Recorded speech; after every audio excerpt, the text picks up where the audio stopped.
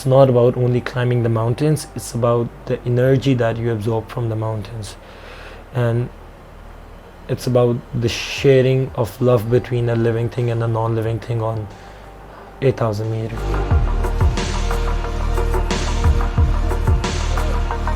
And you feel energy when you're on the top of the mountain, because I think that achievement is fleeting, but the sense of achievement stays.